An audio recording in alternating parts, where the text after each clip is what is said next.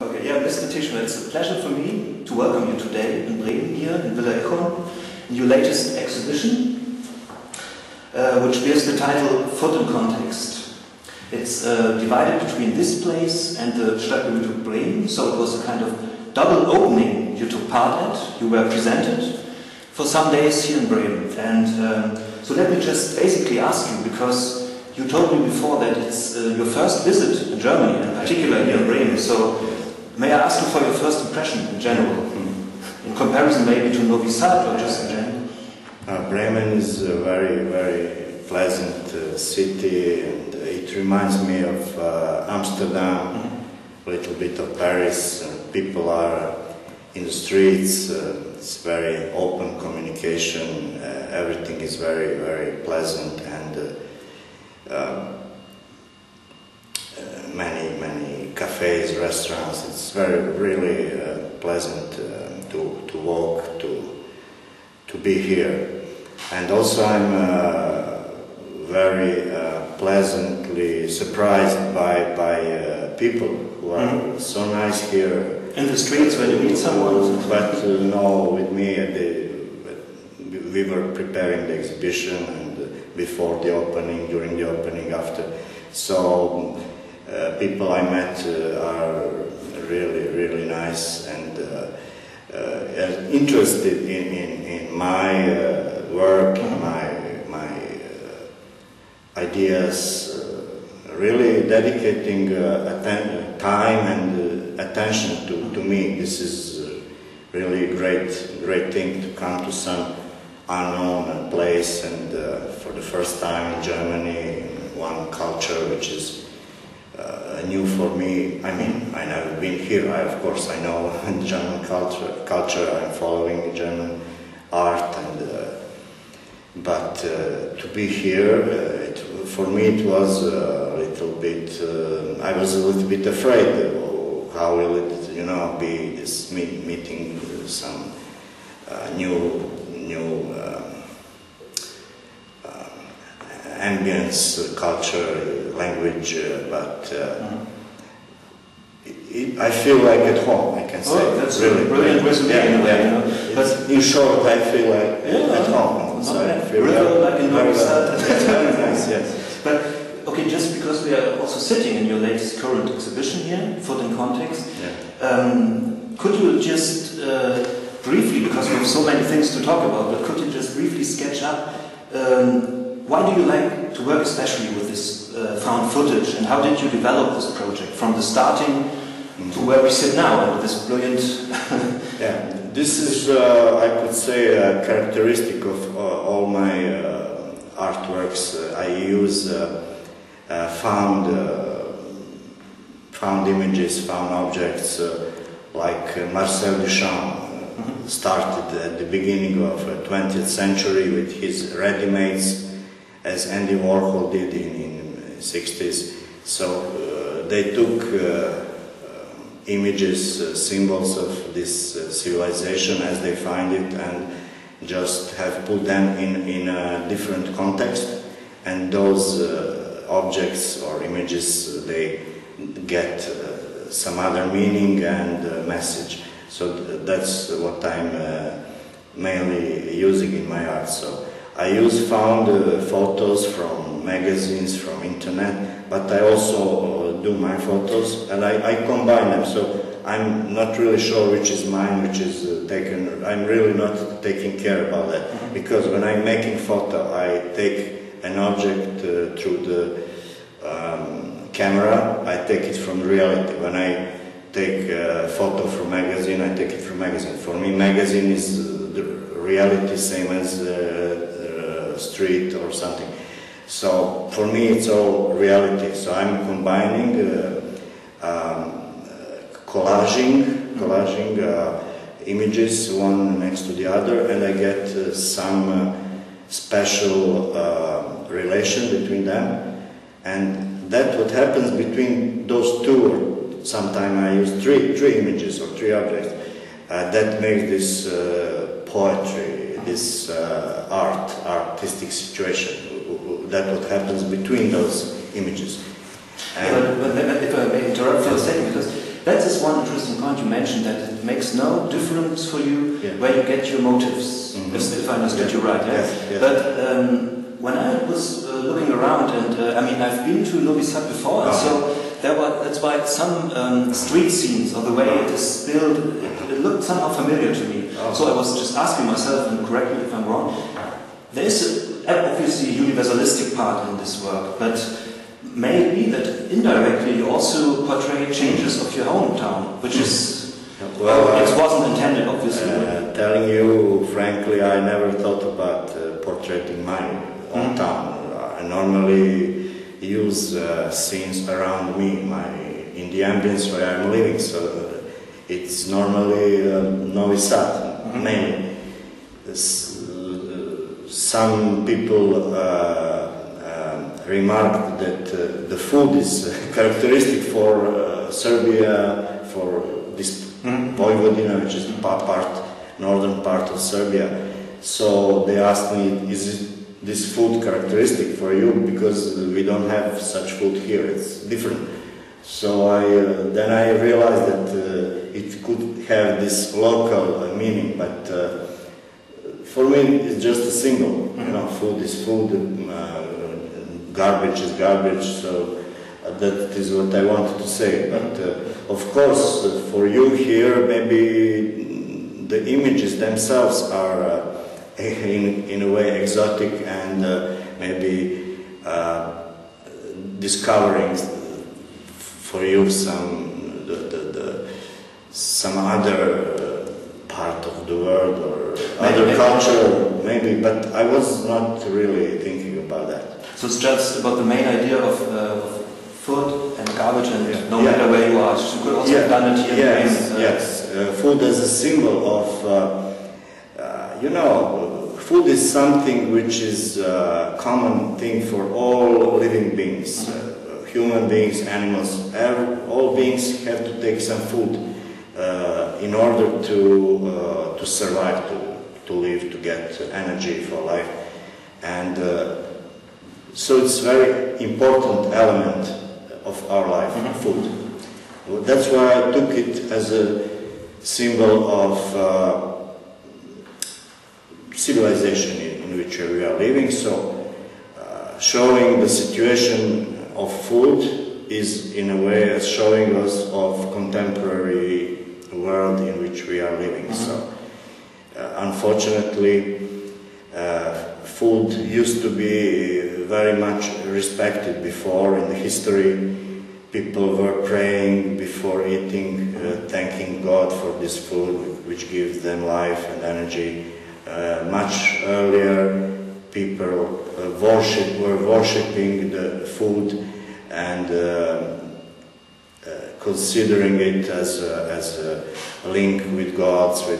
They used food for their rituals, and so food played a very important role in not only everyday life but in the spiritual life of people. But today,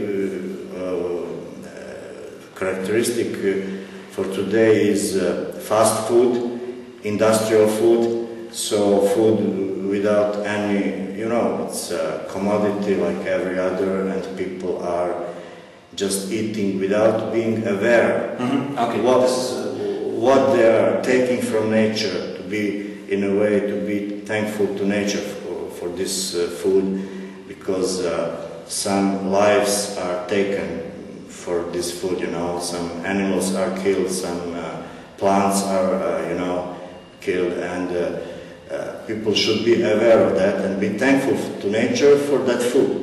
So to not eating and reading newspaper, you know, this is characteristic for today. So food lost its previous meaning, and that is what I wanted to show. I compared food with some dead things, with garbage, with thrown out old things and worn out things, and that is what how we can see food today. Yeah, but to me this sounds quite real, like the result of a life of being connected to art and thinking and stuff. So I would like to, because we talk about your exhibition at the end again, but would like to change now to another point. Okay. Let's say to milestones, crucial moments in your career. What processes made you the artist you are right now, and you're lucky us sitting here right now. Yeah. So if we start off chronologically, okay. And you told me 2 days ago that you started as a painter, so I would like to know how did you generally find your way to art? Yes. I mean, it's not natural that someone yes, is so into it. So what makes you feel the passion for the first time? Normally, first, as I wanted to be a visual artist, painter, I was painting before the school, before, you know, I was always drawing from my childhood and painting, and so I went to landscape and painting. This is some very low level of seeing reality, just seeing colors, seeing beautiful landscapes or objects. This is something which is surface, only superficial viewing the things. So first, as every painter, I was fascinated by colors, shadows, you know.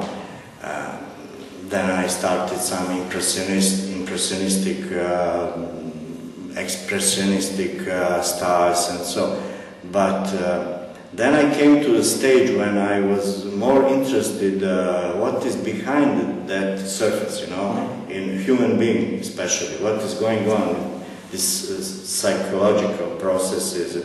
So I started being interested more what is in human head, what is going on, than what is going on their faces, the shadows, shining of their eyes.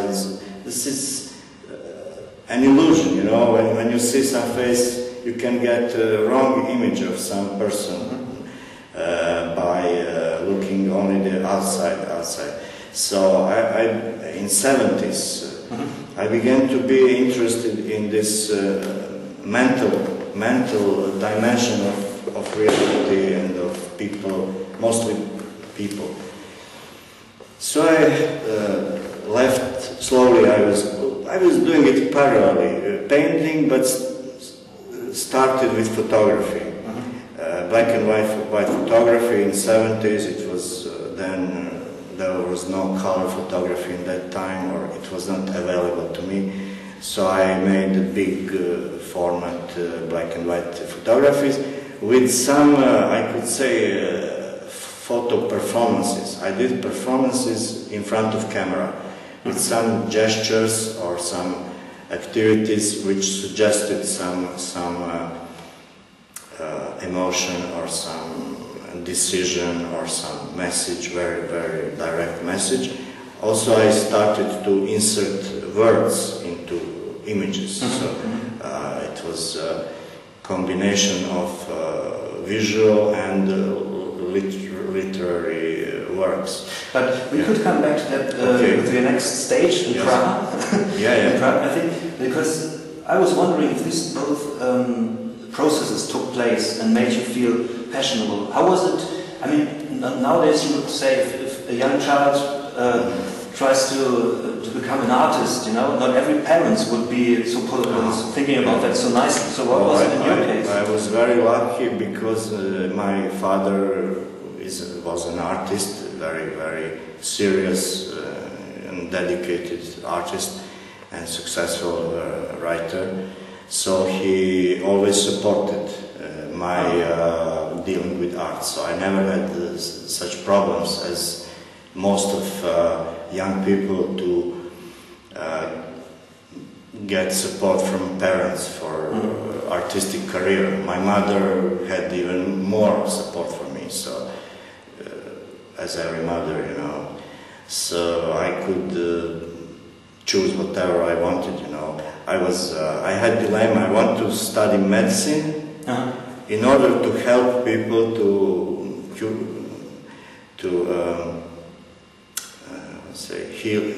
healing people, and art. So I had this dilemma. So I was talking with my father what to do. I was a young man. So he told me that being an artist is not so, you know, profitable, and it's not. Maybe it's a risk, but also there is more freedom in it. And as a doctor, I would mostly see ugly scenes, sick people, and so it's not very nice life. Yes. So, but I think through my art, I have joined those two things because I think through art, artists can heal the society. But there's something that reflects still now your work, I think. This social composition. Yes. So I'm very satisfied with my role, that I find a way to tell humanity what is maybe some healthier way to think and to live, and through my art. So I know that art cannot change humanity, or reality, but art can change human mental way of thinking. That is what art can do, and I think this is enough and very important for changing the world, because everything is coming out of thought of people's. So it's not the physical, but the mental part yes. chose in a way. Yes. And would you say that? I mean, what interested me is this. On the one hand, you mentioned this support from your family, and then there was no controversies, as far as I understood you, right? And on the other hand, you have the state just as a short intermediate, and the idea of this third way to communism, where you grew up in ex-Yugoslavia. Just to make it short, but because I'm interested, any socialistic concepts of art that influenced you and still are working for you today? I mean, I think Yugoslavia was a special case. It was a communist country, not communist, socialist country, but we had this a little bit capitalist way of living. Also, we were open to travel. We had this freedom to travel, to move to. I never felt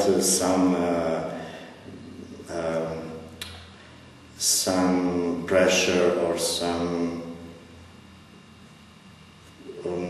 obstacle to my whatever I was doing. I was never accused of anything, or by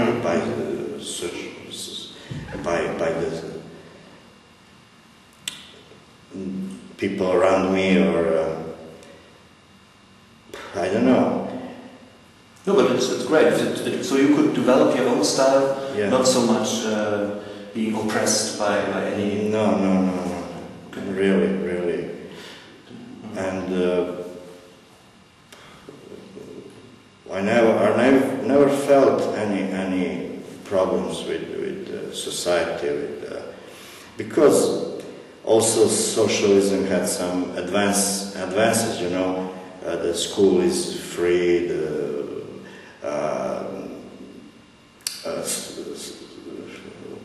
After finishing school, the job was waiting for you. Everything was programmed, and so you didn't have to worry about your future.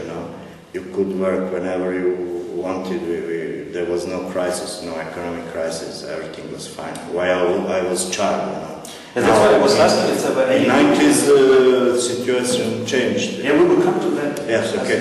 So as I was developing as a young man, I had no problem with socialism, because for example, I studied in Prague, which was socialist country, but there was a great difference between Prague, which was directly under Russian influence, and with those inscriptions in the street about Lenin, Brezhnev in that time, that brotherhood with Russians, and so I couldn't believe such slogans written in the street for what it served, you know, and really this society didn't get information what is going on in the world of contemporary art, music.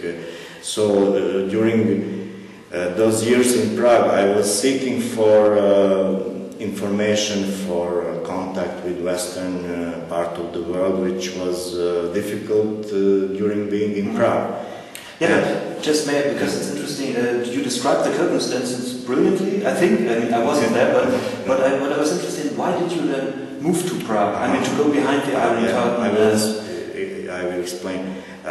Well, simply because I wanted to study painting, and the Prague Academy was very, very respected as a good school, as good classical school for painting. So professors were all educated in Paris during. Those were mostly old people and with very good education. Also, at the Prague Academy, we were supplied by materials, painting,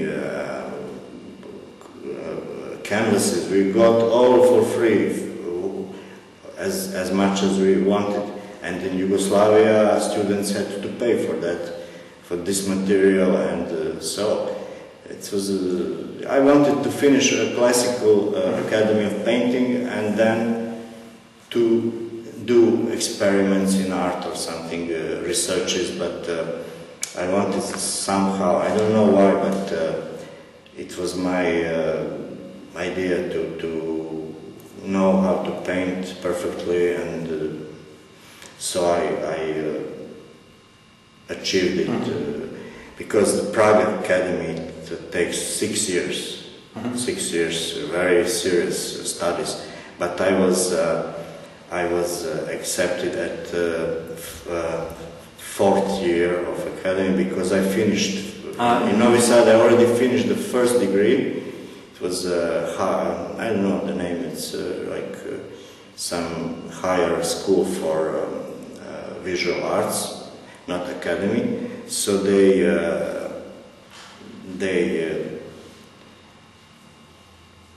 verified it as first degree. So I was accepted at fourth year, 4, 5, 6. So I spent 3 years in Prague and finished it with diploma. I was satisfied that I finished this school of painting, and I achieved very good skills in painting. But already as a student in Prague, I started with mail art, which is the next stage of my art. Started sending stamps, stamped envelopes to some friends, artists in the world, with some messages, some conceptual messages, and also started doing photography in Prague. It was interesting for me because I could not express everything by painting, you know. Painting is at the end it's just some imitation of something. When you take photography of something, this is it, you know, this is that object. Painting is always unperfect, you know. How much you are trying to put this what you see in your imagination and what you see with your eyes. It filtrates to your brain and through your arm and through this brush, and it's always something lost in that process. You can never picture this what you have in your head or you want to paint it. There is always a small difference. But when you take an object with photography, this is it. This is that object, and this is an element which you can then manipulate or work with in a way, intervene on it or whatever. But I was not satisfied with painting as a media, because also as I told you, in 70s I started to be interested more in psychology, in mental processes, so I could not express it by painting only. Yeah, but this is the interesting part. If you sum this up a bit, you know, you came back to Novi Sad where this great variety of performance information took place. Yes. You developed your mail art idea. Yes. And so, did I get it right? Because this was my question. How come that you always came back to Novi Sad? Was it just also love to this rich heritage of pluralistic Vojvodina? Did your letters travel instead of you, for instance? There is also. This is also true, because normally I always was seeking to come to the place where I was born, where I was, you know, developing my views and skills, and somehow when I'm in Novi Sad, for me the time is not existing. Time is not changing, you know. Even now I see the same streets, same pavements as when I was a child, same playing grounds where I played when I was 3 or 5 years old with my friends from school. So I go to these places and I feel as time is stopped, you know, and I don't feel any panic, you know, that time is going and I'm losing time, and I'm very, very relaxed, you know, because time is not exist. This is an interesting point, I guess. And this gives me some strength and security, you know, that I feel based in one place and time is not going on, and just the events are happening, but time is not going. So time stopped and events are going. That what you mentioned, that it gives you a kind of I call it a vacuum that you could rebreathe. You know, some people want to travel, to move, because maybe they try to get away from themselves. They don't feel comfortable in their skin. This is their problem. So they're running away from that. The changing of place is not the solution, you know. So I think I don't have problems with being in one place. I have a very vivid life in my mental, you know, sphere, and I am communicating with thousands of people all over the world through. It was before through mail art. Now it's through internet. So I don't feel as isolated or alone or something. I get not enough time to address to all my friends, to discuss everything I would and answer to all messages, and I live a very dynamic life, but I like being in one place. I don't like to travel, really. And how come that, what do you think? I mean, if you think about Novi Sad and Vojvodina region in general, which is so cultural, with a rich heritage, and a German historian recently called it Austria Humanum. So this whole idea of pluralism, different influences. Do you think that it maybe this is a good luck that I'm living there. Maybe that's why I don't need to move, because in one place we have 25 or 26 nationalities living together.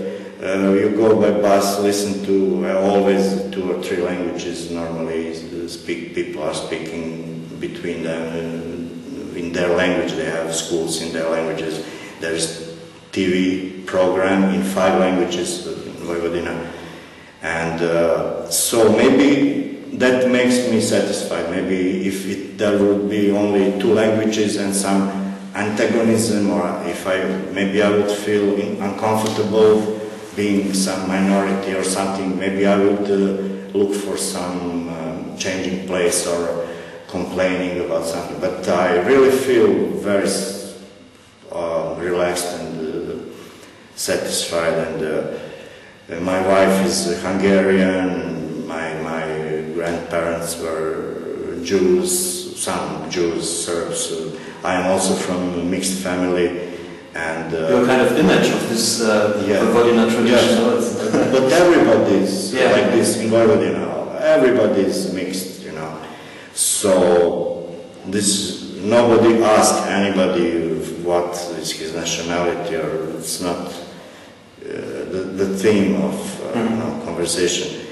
And all nationalities have an opportunity to develop their own culture. They have cultural centers for every of these languages, and they have their programs and celebrations and specific for these nationalities. So it's very interesting, because when we combine that now to your work, I mean, me personally, I mean, we talked a bit about male work, but there's one special performance, and I would really like to relate to that, what you described, and because I'm also personally interested, because I have been to this place as well. It's this spiritual performance that took place in the Capella Mira in St. Karlovci. And besides the fact that it's interesting to do this in a Catholic church in the Orthodox center of Serbia, more or less, what would interested me is, as far as I got from your homepage, there were also minorities involved. I mean, we have to consider it took place in 1991. Yes. This remark is very good, yes. Yeah, and so... It's a very nice story, yes. Yeah, but just to the audience, it took place in 1991, yes, at the height of the civil war in Croatia. The war in Croatia was on a few kilometers from that place. And the greatest minority, 1/3 of the population, are Croats in Sremski Karlovci, where I did this performance. It was not in Novi Sad, but Capella, Chapel of Peace, Peace Chapel, Capella Mira. It is a Catholic church or chapel, which was built on a place. This was a special place where negotiations for peace were taken in 18th century between Turks, England, France, and maybe Holland or something. The famous Karlovački here? Yes, this 1699. Yes. And this was my motivation to make this performance on that special place, because a war was going on in Croatia. I was, of course, against war. Who would like war? And especially Croats, very much Croats are living in that place, and I wanted to do this performance especially on the place where a peace treaty was signed between those big world powers, Ottoman Empire on one side and Western Europe big forces on the other side. So I wanted to start peace. I called it Objava Mira. It means declaration of peace. Instead of declaration of war, I made a declaration of peace. I mean, this is a very strong point. In that place, which has its energy, special energy and history, and I went to talk with this Catholic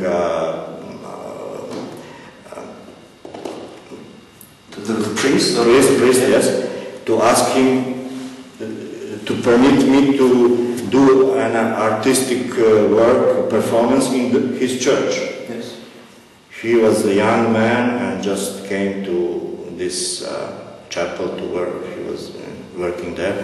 And when he heard what I want to do for peace, my ideas, he liked it very much. So he allowed me to do it, but he helped me with some equipment. Because I was asking for chandeliers. I need 4 chandeliers, or put on the 4th side of the world, oriented for sides and put big knives on each chandelier as a symbol of war, of aggression. And in my performance, I was taking those knives and breaking them on my knee and dropping them on the floor. And I said, I'm declaring peace, and break the knives on all four sides of the world. And instead of knives, I have put big candles in those chandeliers and lit a fire on each. So this priest gave me the candles, the chandeliers. Also, I wanted this effect. At the end of performance, I wanted bells ringing, you know. That was fantastic. And we arranged it that his man, when I gave him a sign, he started ringing. So people were crying. They were, you know, crossing. It was so effective, you know. In time, people of different. And he invited Croats and Catholic people to come to my performance, which is very important. Yes. Yeah. And it was by chance. This performance happened on a big Catholic. At a special day. Celebrating the Holy That was the only day in the year when this church was serving such a special mass in the morning. And at this mass he invited all those Croats, Catholics, to come to my performance in the evening. Wow. So it was such an event. I can imagine. And like a coincidence. Yes, and it was a festival of poetry inside. In frame of this festival, I did this performance. So the audience came from all Yugoslavia, all parts of. Not then it was called Yugoslavia, but it was only Serbia and Montenegro. It's like small Yugoslavia. The guests were from different towns and different nationalities. So when I was talking about peace against war, I was first giving a speech to the audience. And then was breaking those knives and lighting candles. And at the end, when I asked them all to wish peace to come, and the bells started ringing. It was so effective that some people were crying, and so it was very powerful performance. Yes, in '91. But I did a series of performances against war in that time, really. Some newspaper wrote that I'm one of very few intellectuals who stood openly against the war in public. Yeah. This is, you know, if we bring that in a little larger context, you know, what you just started to do. Yes. How was, I mean, coming from this region you described, and where the war is not really functioning between confessions, because people didn't so many want this war, of course, and this performance was, for them it was like, you know, some kind of relax and feeling, you know, some purification of soul, you know, when you some catars, you feel some purification, you know, and they all felt better after that, you know. So, but I would like to say it was not a protest against war. I never did a performance as a protest against war, but I made a performance to bring peace. This is the difference. I wanted to change people's minds to affect the situation, the psyche of those who are enemies, and to eliminate this aggressiveness and hatred. And this was the main aim of my performance. So I was doing it to bring peace, not against the war. So this is the difference. Of course, but this brings me to a slogan I found on your kind of cradle, let's say, on your homepage. Your activities with this deep ethical, ecological and human message. And if we repeat that slowly, it's quite a moral superlative. Yeah? If you would agree. Very nice. That some people wrote about some others. Okay, well, about myself. But you described your main idea of what what can art do, or what do you do with art in a similar sense, I think. So my question, just talking about this dangerous times, was it sometimes dangerous to have this view? I mean, talking about this changes in I was always working in a positive way, so I was not doing nothing against something, not insulting anybody, not protesting or arguing. I just did something positive. I gave something to purify people's soul, to be less aggressive, to calm down, to develop love between people and between human beings, and so maybe that's why I didn't have problems, because it was not kind of aggression against one side. I didn't take sides, I just I invited all sides to stop aggression, and I was following the effect of my performances, so I can tell you some very strange things happened, some coincidences. I'm afraid to believe it, but it had some, in many cases, some effects, For example, when I did the performance in Paris in '91, it was also in '91 after this one, the war, no, in February '91, before this chapel, there was war going on in Iraq, So I was working for peace in Iraq, so for me it's the same, war somewhere, destruction, people dying, suffering. So I was preparing for this performance for months before, so I didn't know the date, what will happen on that date. It was February, end of February '91, and I was invited by Institute for High Studies of Visual Arts in Paris to give a lecture about my art. So I gave a lecture and I did a performance with those students in Paris and professors together. And it was a ritual. I don't want to tell all details, but I had a piece of stone from Iraq. I got it from a friend whose husband was ambassador there. So I was influencing this ground of Iraq with some positive waves, and I asked the audience to think positively, to stop it. It was a ground battle in the desert storm in '91, I think, and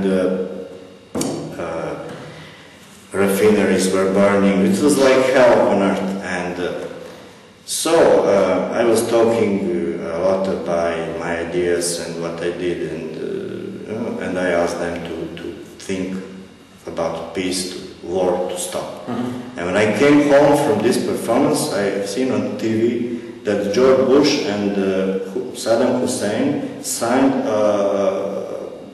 the older Bush signed end of the peace treaty. Okay, yes. Fantastic. So I thought that those students, I'm sure they are now thinking it's possible, maybe it's possible that we made some change.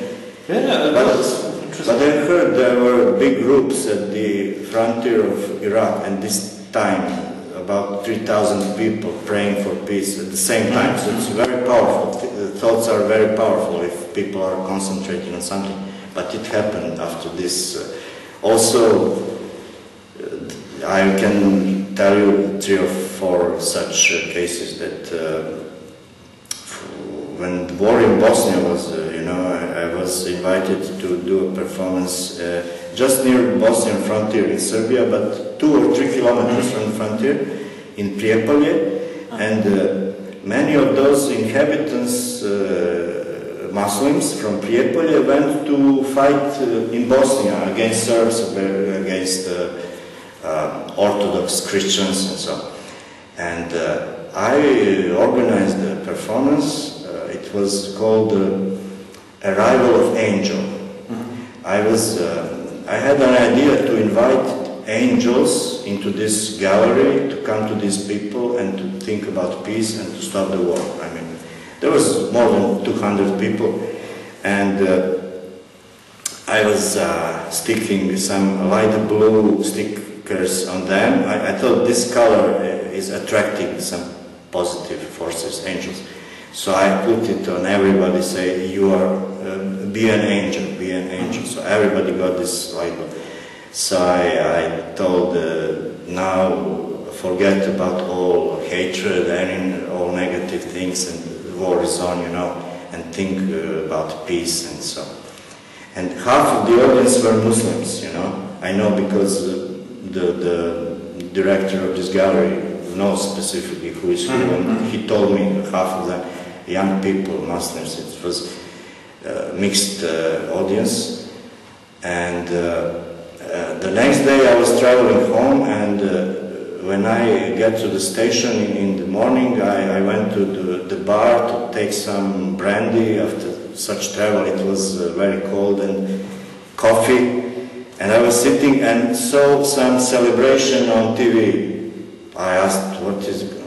I saw Bill Clinton opening champagne, and they said it's the end of the war in Bosnia. So it's fantastic, but I didn't know when it will happen. So yeah, but because we have to. So my performances have much to do with the real life. Yeah, this is engagement, but not in a political way, but in some spiritual way, I could say. Yeah, I mean, this was a very rich example for that.